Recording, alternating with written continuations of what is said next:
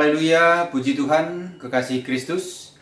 Kita hari ini belajar firman lagi supaya lebih paham dan lebih mengerti lagi kita apa kehendak Tuhan.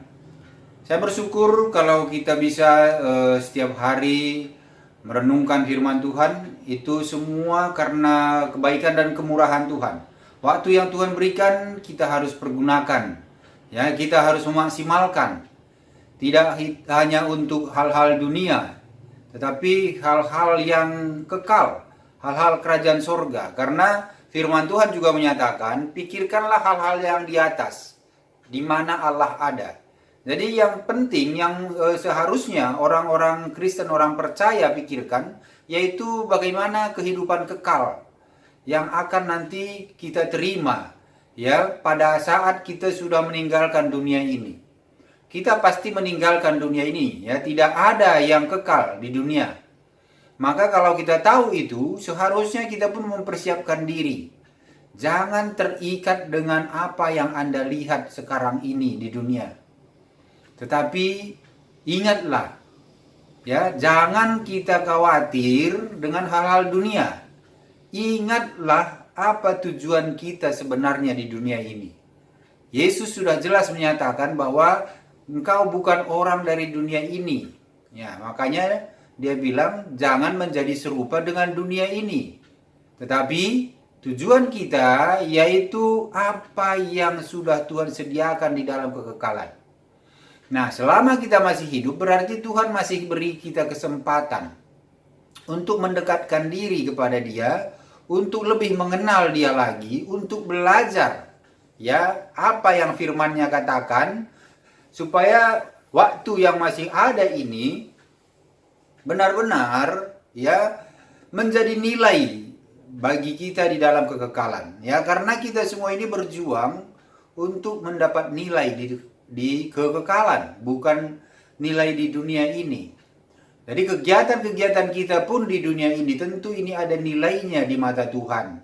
Kalau semua kegiatan yang kita lakukan itu, di bagian apapun kita ditugaskan atau pekerjaan apapun yang kita lakukan, ya, kalau kita lakukan itu dengan sepenuh hati, seperti firman Tuhan menyatakan di Kolose 3:23, apapun yang kau lakukan, lakukanlah dengan segenap hati, seperti kepada Tuhan, bukan kepada manusia. Jadi kita tidak dibatasi dengan harus bekerja sebagai pelayan Tuhan. Tidak.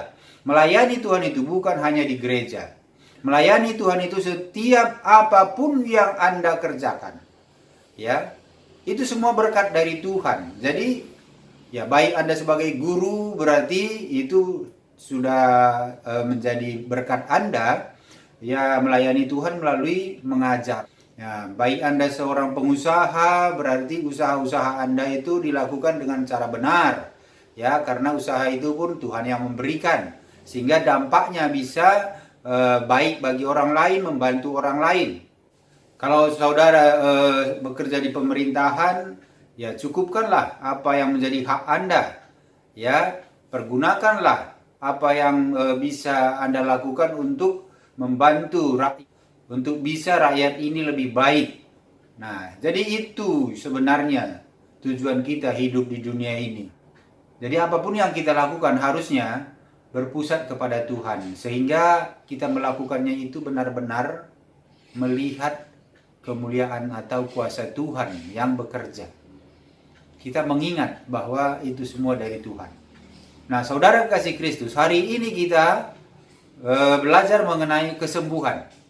Saya percaya dalam kondisi yang sekarang ini banyak orang sakit.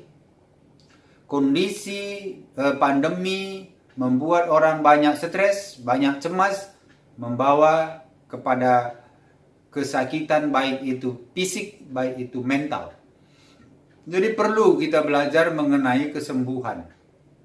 Ya, bagaimana sih sebenarnya kesembuhan ini? Kita lihat firman Tuhan di Yakobus 5 ayat 13 sampai 16. Saya bacakan untuk kita.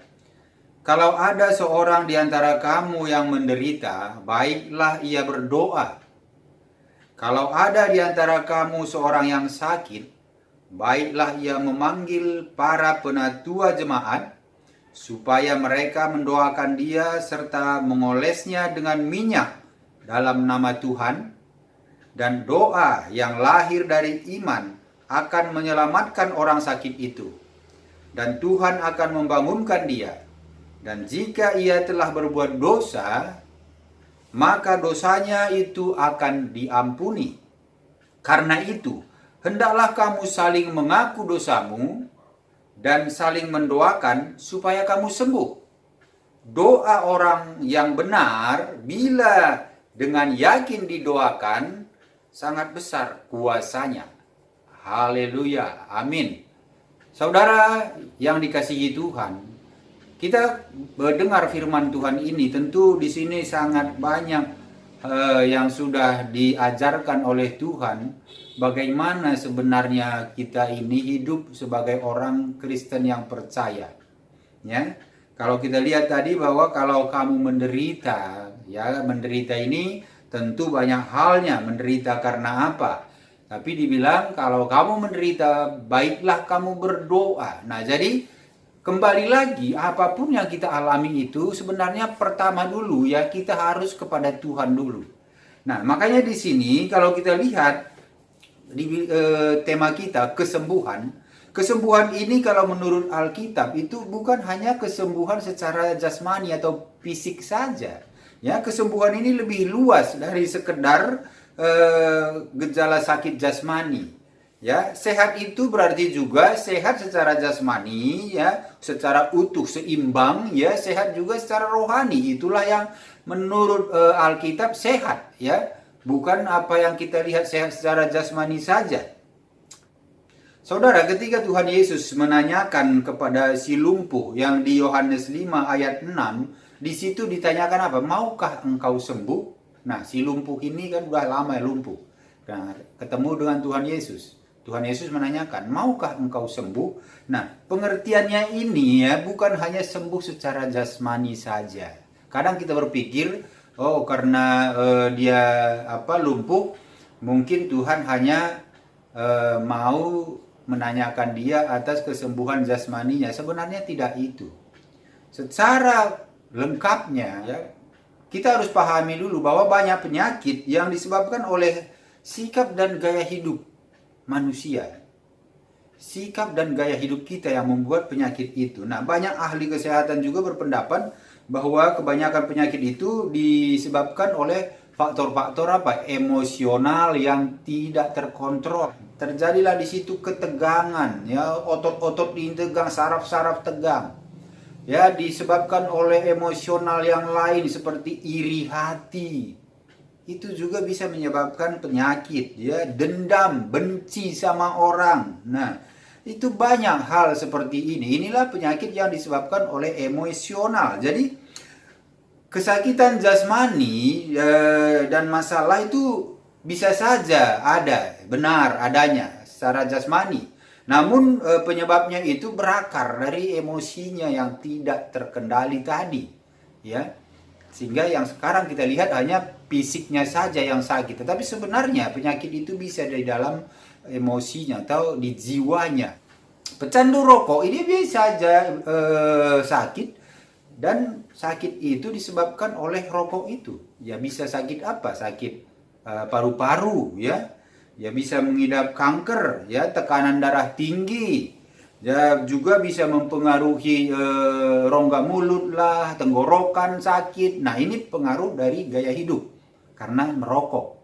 Nah, hal yang lain yang disebabkan oleh gaya hidup, ya, penggunaan alkohol, ya, sering minum alkohol sehingga akibatnya buruk, ya, pada jasmaninya maupun emosinya.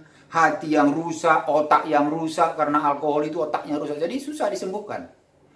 Nah, jadi kita harus pahami dulu ini sakit apa penyebabnya.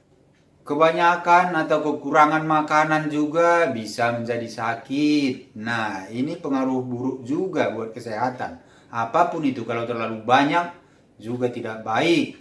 Kalau terlalu kurang atau sedikit itu juga tidak baik. Jadi ini sebenarnya perlu pengontrolan gaya hidup. Nah, namun demikian banyak pula penyakit yang bukan disebabkan oleh gaya hidup tadi, ya, bukan karena penyalahgunaan kesehatan, ya. Kalau kita lihat di cerita Alkitab tentang orang yang buta dari lahir, kan ditanyakan oleh muridnya, ini dosa siapa gitu. Nah, Yesus menjawab apa? Katanya bukan dia atau bukan juga orang tuanya. Tetapi karena pekerjaan Allah harus dinyatakan di dalam dia. Ini dikatakan di Yohanes 9 ayat 3. Nah, jadi kalau dari cerita ini kita bisa pikirkan bahwa dia itu lahir sudah cacat. Ada orang sakit karena korban kecelakaan umpamanya, ya, korban kelalaian atau korban penyiksaan orang lain, ya, infeksi penyakit virus, ya seperti sekarang kena corona gitu. Ini kan penyakit yang bukan dari emosional. Jadi semua ini tuh ya, dari hal-hal yang tadi kita sudah uraikan, kesembuhannya itu ada 3 aspek. Pertama itu Allah menyembuhkan melalui apa? Kelahiran baru. Ketika seseorang menjadi ciptaan baru, ya, 2 Korintus 5 ayat 17 mengatakan, jadi siapa yang ada di dalam Kristus, ia adalah ciptaan baru. Yang lama sudah berlalu, sesungguhnya yang baru sudah datang. Amin. Nah, jadi kekasih Kristus ini menyatakan bahwa Allah menyembuhkan penyakit itu bisa melalui ciptaan baru. Hidup mereka mulai dijalankan dalam tujuan hidup dan hubungan yang benar dengan Allah, sehingga penyakit-penyakit mereka pun disembuhkan. Jadi intinya, kuncinya di sini bahwa kehidupan kita itu kalau hubungannya baik dengan Allah, maka kesembuhan itu bisa terjadi dan tidak mustahil untuk Allah sembuhkan, karena kuasa itu ada di tangan Tuhan, ya, untuk kesembuhan itu. Makanya Allah bisa menyembuhkan melalui kelahiran baru. Jadi kita harus hidup dalam Kristus. Hal yang kedua, Allah juga menyembuhkan melalui pengakuan dosa, saudara. Jadi kita ini harus juga mengakui dosa kita. Mungkin kita berpikir, ya kan Yesus sudah menanggung dosa saya, jadi ya tentu sudah dihapuskan dosanya. Itu kan sering kita dengar. Ya memang tidak lagi kita terkutuk di dalam dosa, tapi kita masih bisa berbuat dosa. Nah, dosa inilah yang harus kita akui, ya, kita harus minta ampun. Banyak orang Kristen yang hidupnya sengsara, lemah dan sakit-sakitan karena ketidaktaatan kepada Allah, dosa yang tidak diakui. Ya, mereka itu sebenarnya tahu kalau dia mungkin sudah banyak bikin dosa, salah. Nah, jadi orang-orang yang tidak mengakui ini, ya ini tentu menjadi penghalang untuk kesembuhannya. Tetapi orang yang mengakui dosa-dosanya, ya inilah jalan untuk bisa mendapatkan kesembuhan. Mazmur 103 ayat 3 dan 4 mengatakan begini, Dia yang mengampuni segala kesalahanmu, yang menyembuhkan segala penyakitmu. Dia yang menebus hidupmu dari lubang kubur, yang memahkotai engkau dengan kasih setia dan rahmat. Jadi ini jelas sekali supaya kita itu pertama mengakui dosa-dosa kita. Tadi kita harus hidup baru dulu di dalam Kristus, menjalin hubungan sehingga mengenal Tuhan, baru mengakui dosa-dosa kita supaya hal-hal yang dahulu yang membuat kita terhambat untuk mendapat atau memperoleh kesembuhan itu tidak lagi menghalangi kita. Nah, karena Allah mengatakan di Mazmur 103 ayat 3 dan 4 ini tadi, Dia mengampuni, kalau kita minta ampun, Dia mengampuni segala kesalahan kita. Ini hal yang kedua. Hal yang ketiga, Allah menyembuhkan melalui tindakan campur tangannya yang ajaib, sesuai dengan kehendak dan rencananya yang berdaulat. Jadi hal-hal yang ini, ya banyak contoh di Alkitab, bukti yang masa kini pun ada mengenai campur tangan Allah yang ajaib ini. Ya, Allah tidak menyembuhkan semua orang pada saat mereka minta kesembuhan. Tidak semua disembuhkan. Sama seperti Paulus. dia sebenarnya sudah minta beberapa kali kepada Allah untuk disembuhkan dari duri dalam daging. Tetapi apa dikatakan di Kisah 10 ayat 34, Kisah Rasul 10 ayat 34, Allah mengatakan bahwa dia tidak membedakan orang. Ya, jadi bukan karena dia rasul apapun dia minta langsung disembuhkan, tidak. Allah punya rencana sendiri untuk orang itu. Untuk Paulus sendiri dia ada rencana supaya dia lebih lagi mengandalkan Tuhan dan tidak sombong atas pelayanan dia. Namun ya Allah juga menyembuhkan beberapa orang dan ada yang disembuhkan secara ajaib dan ada juga yang tidak disembuhkan pada saat mereka minta kesembuhan. Ini semua adalah otoritas Allah atau inilah rancangan-rancangan Allah atas orang itu. Semuanya itu rancangan yang baik. Ya, bukan kalau tidak disembuhkan oh berarti Allah membenci. Tidak. Ada tujuan-tujuan yang kita tidak paham bagi orang yang belum disembuhkan Allah. Nah, dikatakan di Yesaya 55 ayat 8 dikatakan begini. Sebab rancanganku bukanlah rancanganmu dan jalanmu bukanlah jalanku. Demikianlah firman Tuhan. Nah, jadi dikatakan Tuhan bahwa bukan jalan yang kita mau itu jalan Allah. Bukan rancangan-rancangan kita itu rancangan yang sama dengan Allah. Allah punya rancangan yang memberikan damai sejahtera. Ya, yang memberikan kebaikan. Nah, itu harus kita percaya ya. Di 2 Korintus 12 ayat 8 sampai 10, ini adalah contoh pilihan ilahi yang mana pada Paulus lama berdoa untuk penderitaannya, tetapi dia tidak disembuhkan. Nah, Allah tidak menyembuhkan Paulus, dia menyediakan anugerah dan kekuatan kepada Paulus ya. Supaya apa? Paulus ini tetap bisa bertahan. Tetapi agar dia dapat belajar juga tentang kesukaan dan kemuliaan orang yang berserah penuh pada Allah. Sehingga dari situ Paulus bisa belajar bagaimana kemuliaan Allah dan kesukaan Allah gitu. Bukan harus dari kesembuhan aja kita bisa belajar mengenai kemuliaan Allah, tetapi dari sakit penyakit pun kita disadarkan bagaimana sebenarnya Allah itu membentuk kita. Demikian juga Paulus ini. Nah, jadi kehendak dan jalan Allah yang indah dan kadang mungkin terasa tajam atau kadang terasa tidak masuk akal gitu ya. Itu terjadi pada Paulus ini. Kita mungkin berpikir ya, mungkinlah Paulus seorang yang luar biasa punya karunia kok dia tidak bisa sembuh sendiri. Nah, jadi jangan kita berpikir setiap orang yang memang sudah melayani Tuhan dia nggak boleh sakit, nggak pernah sakit. Bukan. Setiap itu semuanya tadi sudah kita ketahui, ada penyebabnya, ada juga karena kehendak Allah memang belum menyembuhkan dia untuk dia lebih lagi mengenal kemuliaan Tuhan. Nah, itu. Nah, jadi semua ini tidak membuat kita untuk takut berdoa, ya. Jangan berpikir karena tidak sembuh, jadi kita tidak berdoa lagi.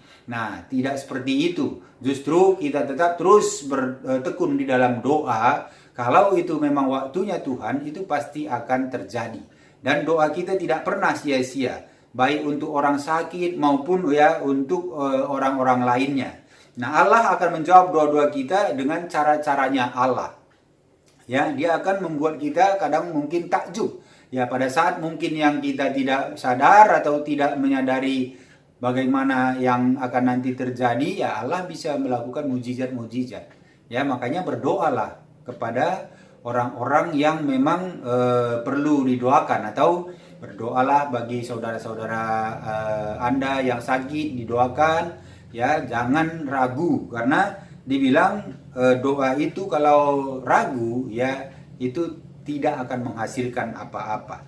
Nah, makanya dikatakan di sini Yakobus 1 ayat 6 mengatakan mengenai doa ini, hendaklah ia memintanya dalam iman dan sama sekali jangan bimbang.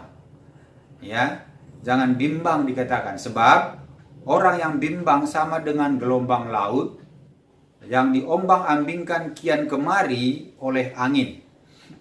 Yakobus 1 ayat 6 mengatakan seperti itu. Jadi jangan bimbang, memintalah dengan iman. Nah, jadi penting iman ini.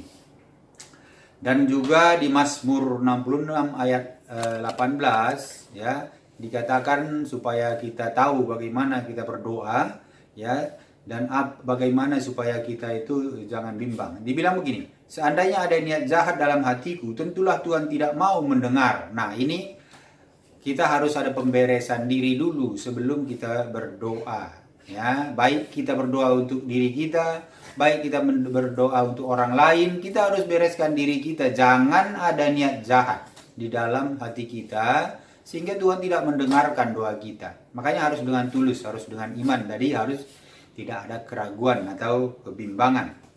Nah, saudara kasih Kristus, inilah hal-hal yang penting kita lakukan dalam hal kesembuhan ini. Ya, tadi ada beberapa faktor yang membuat penyakit dan ada beberapa cara untuk bisa Allah menyembuhkan. Cara pertama tadi hidup baru, ya, hidup baru itu hidup dalam Kristus, lebih mengenal Dia. Ya, cara yang kedua tadi, ya, kita harus mengakui dosa-dosa kita, ya. Jangan kita berpikir aku ini orang yang tidak berdosa. Nah, itu Anda berarti menipu dan tidak mengakui firman. Karena firman mengatakan Roma 3 ayat 23, semua orang telah berbuat dosa dan kehilangan kemuliaan Allah. Jadi kita ini semua orang berdosa. Nah, makanya minta ampun atas dosa-dosa kita, sehingga apa yang menjadi permohonan dan kerinduan kita, Allah bisa mendengarkan dan menjawab doa-doa kita. Yang ketiga tadi, ya, Allah bisa menyembuhkan dengan cara-caranya Dia, rancangannya Dia, ya. Cara Dia bukan cara kita. Dia bisa menyembuhkan beberapa doa-doa kita dijawab, dan ada juga mungkin belum dijawab. Ya, bukan tidak didengarkan, tetapi belum dijawab itu karena rencana Tuhan bagi kita supaya kita jangan sombong. Karena setiap doa kita kalau dijawab Tuhan terjadi terus, ya, kita menjadi gampang sombong atau gampang merasa bahwa wah, saya ini hebat, saya ini dipakai Tuhan luar biasa. Dan nanti godaan-godaan itu akan membuat kita menjadi dikultuskan oleh orang. Nah, ini berbahaya. Makanya setiap orang yang punya karunia, umpamanya kesembuhan pun, harus merendahkan hati, merendahkan diri, ya. Harus tetap mengandalkan Tuhan dan terus memberikan kemuliaan bagi Tuhan. Jangan terpengaruh dengan pujian-pujian orang. Ya, kadang kalau hamba-hamba Tuhan yang punya karunia untuk kesembuhan, dia doakan sebentar terus sembuh gitu, ya. Tentu ada banyak pujian, dan pujian itu setiap manusia pasti senang dipuji. Tinggal bagaimana kita menerimanya, ya, apakah menjadi kebanggaan diri kita atau pujian itu kita teruskan kepada Tuhan, bahwa karena Tuhanlah maka terjadi kesembuhan itu. Kita mungkin pernah menonton viral, ya, video kesembuhan dari salah seorang pastor atau hamba Tuhan di Kalimantan. Nah, beliau itu mungkin dikasih Tuhan karunia untuk kesembuhan. Jadi kita juga tidak bisa menghakimi, oh itu bukan dari Tuhan. Itu kita tidak bisa berkata seperti itu, ya. Dan kita juga memang harus segala sesuatu itu harus dinilai melalui apa kata Alkitab. Ya, kalau orang diberi karunia kesembuhan pun memang harus mengajarkan atau memberitakan firman. Bukan hanya kesembuhan itu diutamakan, tetapi firman Tuhan diutamakan, dan kesembuhan itu adalah bagian atau salah satu dari kuasa daripada doa orang yang benar. Nah, terus kita juga di dalam terjadinya kesembuhan itu, kita harus tahu bahwa bukan kesembuhan itu yang membawa keselamatan. Yang membawa keselamatan hanya Tuhan Yesus, dan melalui firman-Nya kita bisa mengikut Dia dan mengenal Dia. Nah, saudara kekasih Kristus, inilah mengenai kesembuhan. Makanya jangan takut, ya, jangan bimbang, jangan ragu. Walaupun saudara hari ini, saat ini, katakanlah dalam keadaan lemah, dalam keadaan sakit, ya, mungkin saudara sudah mulai meragukan apakah saya akan disembuhkan. Itu buang jauh-jauh. Yang penting pertama dulu, saudara sudah tahu bahwa hidup saudara sudah di dalam Tuhan, hidup baru, ya, sehingga pengenalan akan Tuhan itu yang diutamakan. Baca terus firman Tuhan dan mendekatkan diri kepada Tuhan. Ya, terus akui dosa-dosa kita. Saudara, akui dosa-dosa saudara selama ini. Mungkin pernah orang sakit hati, atau mungkin Anda bikin masalah lain, atau yang kadang saudara tidak sadari, ya, atau mungkin saudara merasa lebih baik dari orang, itu pun suatu dosa. Atau kita kadang menyalahkan orang. Nah, kita juga tidak bisa terus menganggap diri kita lebih baik dari orang. Minta ampun atas dosa-dosa itu. Dan percaya, ya, Allah punya rancangan untuk saudara. Allah punya rencana untuk saudara, untuk kesembuhan saudara. Dan berdoalah dengan iman, tanpa bimbang. Nah, tadi dibilang tanpa bimbang. Maka kesembuhan itu pasti terjadi. Tuhan mengasihi setiap manusia. Apalagi orang-orang yang percaya, orang-orang yang mengandalkan Tuhan. Tuhan mengasihi saudara. Ya, dalam kondisi apapun saudara, Tuhan mengasihi saudara. Makanya firman Tuhan itu mengatakan kalau satu orang bertobat, ribuan malaikat di sorga bersorak-sorai. Karena apa? Harga saudara itu sangat berharga di mata Tuhan. Karena saudara dan saya diciptakan bukan menurut dunia ini, bukan menurut apa yang kelihatan, tetapi menurut gambar dan rupa Allah. Ingat itu, menurut gambar dan rupa Allah kita diciptakan, sehingga harga kita itu lebih dari segalanya, lebih dari ciptaan apapun di bumi ini. Nah, saudara yang dikasihi Tuhan, nah, firman ini menguatkan saudara untuk terus datang kepada Tuhan. Dengan kondisi apapun, ya, tetap semangat. Hati gembira adalah obat. Andalkan Tuhan terus. Jangan terlalu banyak mendengarkan kata orang. Ya, belum tentu orang itu orang yang memang dipakai Tuhan untuk memberitakan kabar kepada Anda. Ya, kadang orang itu hanya dengan pengalaman dia menceritakan hal-hal yang mungkin membuat Anda menjadi lebih drop. Jangan dengarkan. Ya.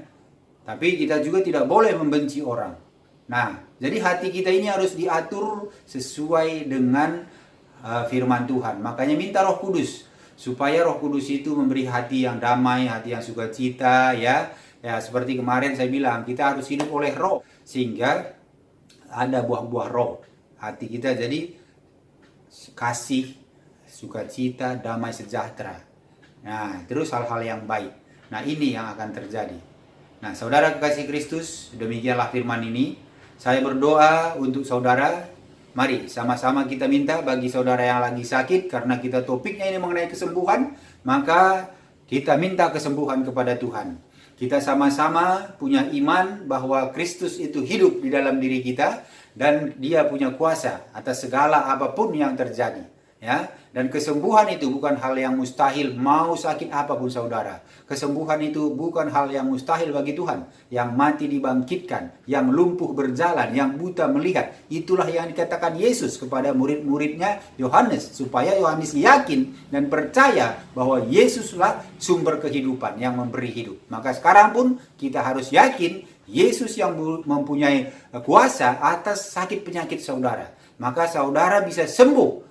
Mari kita berdoa dalam nama Tuhan Yesus. Hamba berdoa, sakit penyakit apapun yang saudara derita saat ini, yang saudara alami, yang mendengarkan firman ini, oleh kuasa Roh Kudus turun menjamah dan terjadi kesembuhan. Dan Allah dengan kuasa dan otoritasnya memberikan hati damai sejahtera buat saudara, dan juga seluruh apapun yang menjadi kerinduan saudara, tetaplah selalu mengandalkan Tuhan. Roh Kudus menuntun saudara, maka hari ini sakitmu apapun itu, jantung, sakit paru-paru, sakit lever, sakit lambung, sakit ginjal, dan seluruh organ-organ tubuh sakit kena virus corona, disembuhkan dalam nama Yesus. Demi nama Yesus, kuasa penyakit dipatahkan dan terjadi kesembuhan. Maka semua ini menjadi kemuliaan bagi Tuhan. Dan saudara bisa bersaksi untuk menyaksikan bagaimana Tuhan menyembuhkan saudara. Bagaimana Tuhan baik, ya, merubahkan saudara bukan hanya secara fisik, tapi merubahkan secara rohani juga sehat. Maka Tuhanlah yang tetap ditinggikan dan dimuliakan. Demikian firman Tuhan ini. Terpujilah nama Tuhan di dalam nama Bapa, Putra, Roh Kudus, dalam nama Tuhan Yesus. Haleluya. Amin.